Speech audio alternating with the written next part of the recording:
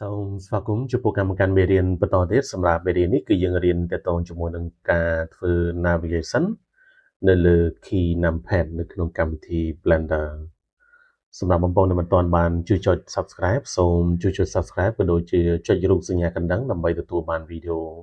ថ្មីៗពីការចែករំលែកការប្រើប្រាស់កម្មវិធី Blender អូខេឥឡូវពេលយើងបើករួចហើយយើងធ្វើការលុបទៅលើគួបនេះសិនចុចខ្ញុំ click លើវាមកចុចទៅលើអក្សរ X ហើយចុច delete ខ្ញុំចូលទៅ add ទៅលើ object មួយទៀតចុចខ្ញុំចូលមក add ខ្ញុំយកពាក្យថា mesh ហើយខ្ញុំយកពាក្យថា monkey អូខេខ្ញុំបានក្បាលស្វាមួយរបៀបហ្នឹងអញ្ចឹងវាតូចពេកខ្ញុំចង់ធ្វើការ scale វាឲ្យធំខ្ញុំចុចទៅលើអក្សរ S ហើយខ្ញុំទាញម៉ៅឲ្យធំរបៀបនេះមកអូខេងាយស្រួលមើលអូខេអញ្ចឹងឥឡូវយើងបានធ្វើការបង្កើតក្បាលស្វាមួយហើយដើម្បីជាការឧទាហរណ៍ដើម្បីធ្វើការ navigation នៅលើ key numpad ចឹងបងប្អូនប្រហែលជាស្គាល់អំពី key numpad នៅលើ keyboard នៃ computer របស់យើងហើយ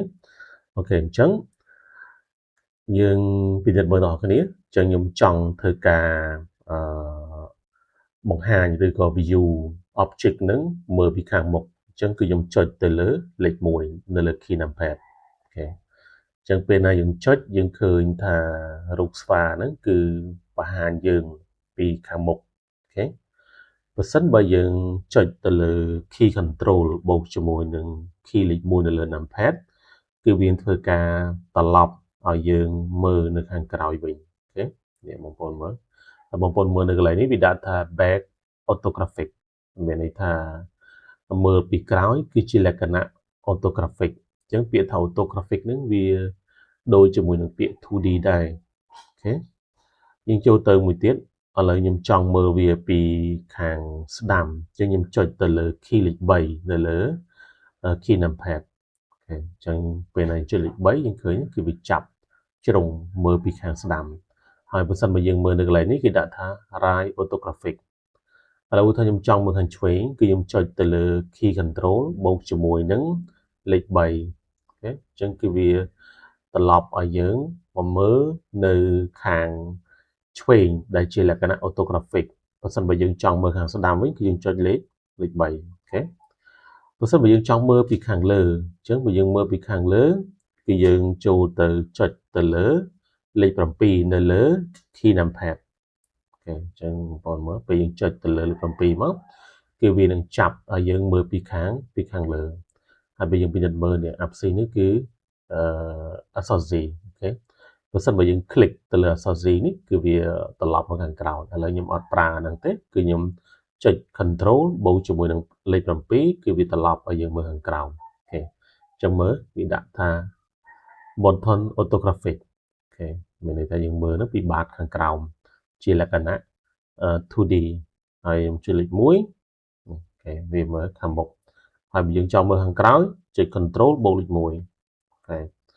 ចឹងខ្ញុំសង្ឃឹមថាបងប្អូននឹងយល់ឥឡូវខ្ញុំធ្វើការដូរវាពី orthographic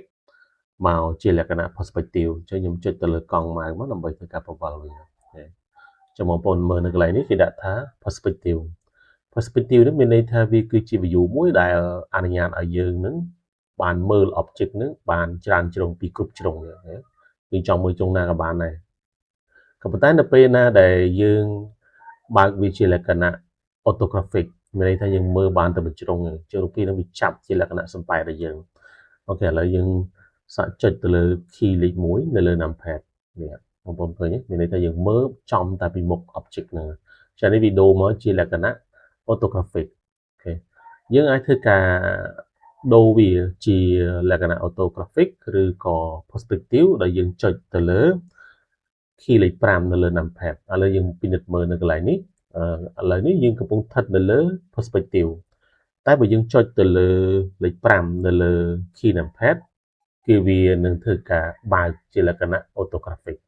វាសំប៉ែតវាទាញជ្រុងនេះហើយបើសិនយើងចុចវាម្ដងទៀតនៅលើ key លេខ5វា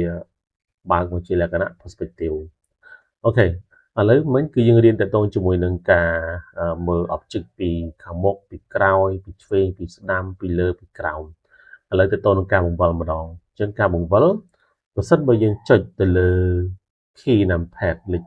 2 ចឹងមានន័យថាយើងនឹងមើល object ពីខាងក្រោមពវល់មើលពីខាងក្រោមហ្នឹងបងប្អូនយើងចុចវាម្ដងមួយមកគឺមានន័យថាយើងមើល object ហ្នឹងពីពវល់វាមើលពីខាងក្រោមបើសិនបើយើងចុចទៅលើលេខ8នៅលើ key numpad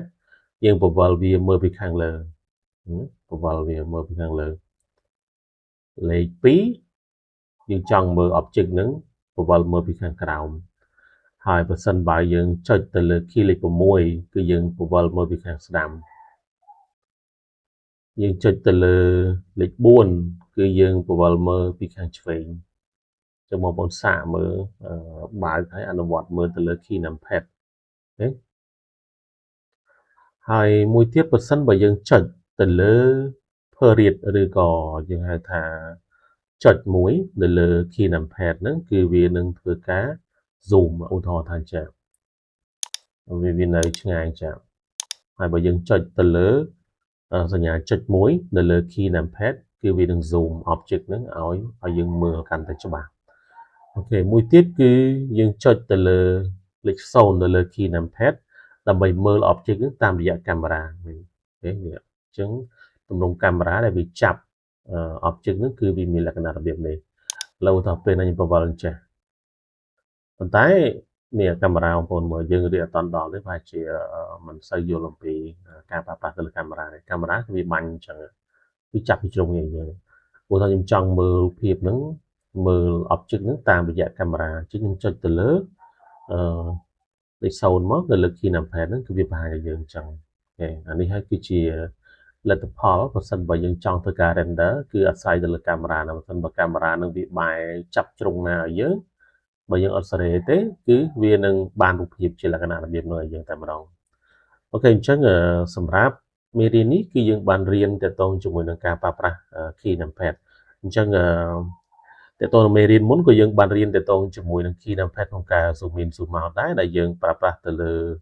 សញ្ញាលេខបូកឬក៏សញ្ញាលេខដកអាហ្នឹងពីមេរៀនមុនអញ្ចឹងខ្ញុំសង្ឃឹមថាបងប្អូននឹងយល់អំពីរបៀបនៃការប្រើប្រាស់ទៅលើ key numpad ក្នុងការធ្វើ navigation ហើយខ្ញុំបញ្ជាក់ចុងក្រោយដែលផ្ដោតសំខាន់ទៅលើការធ្វើ navigation គឺផ្ដោតសំខាន់ទៅលើការ rotate ការបង្វិលការ zoom in zoom out ការពង្រីកឬការពង្រួមហើយការpan មានន័យថាយើងអូស object ទៅដាក់ទីតាំងណាមួយអូខេហើយការបង្វិលក៏យើងចេះការប្រើប្រាស់ដែលផ្ដោតសំខាន់ទៅលើម៉ៅក៏ដូចជា